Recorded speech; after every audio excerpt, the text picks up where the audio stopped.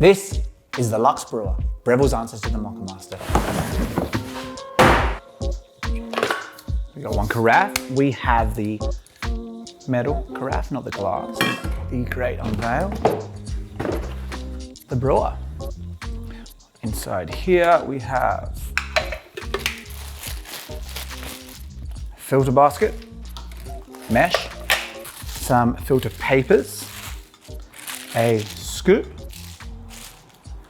Do we have anything in here? And we have a typical sort of 4-cup filter basket in here as well, a plastic one. It looks really good. I like that we have a really robust carafe here. I believe you can also get it with a glass carafe, but I would always option to go the metal carafe. I love that we have 2 options for our filters.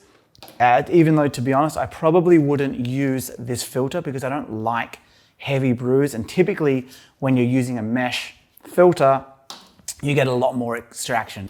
We've got this really nice interface here. So I believe this is an electric screen which allows you to choose how you're going to brew your coffee. You can choose the heat, you can dial in time, different blooms, etc. And where this is unique from my understanding is that you can use this for cold brewing rather than just doing hot drip coffee. We're not going to be using the small basket either. We will be using the larger one, and with that I'm going to use a paper which I chuck in here. I always suggest pre-wet your paper, reason being it allows the paper to sit better in the basket.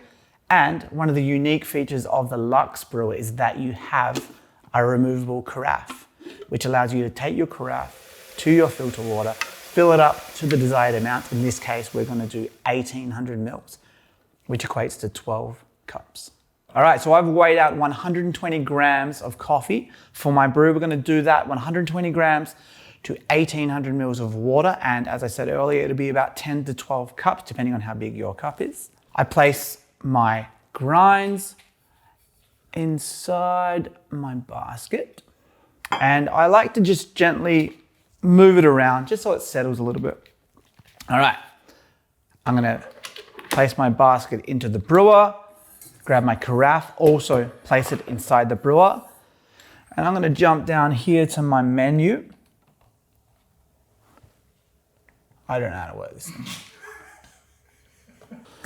Should have read the manual. We've figured it out. We've set our hardness scale.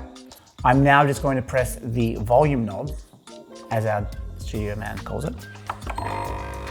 And we're brewing. Done. Easy as that. Again, one of the great things about this bit of kit is that it is all controlled by a computer inside. So I believe it comes out of the box set to the Specialty Coffee Association of America Gold Cup standards, meaning the flow rate, the bloom, everything is all done according to what they say is the best that you can do at filter coffee. Something to be mindful of when it's brewing is that even though my brewer has stopped percolating, it will still be dripping the residual water through the coffee ground. So keep your ear peeled and you will hear it stop. I'm gonna take this out, take my basket out and have a look to see how evenly extracted it is. Looks pretty good. Don't know if you can see that, but that is a very even brew. Smells incredible. And now for the actual test that matters.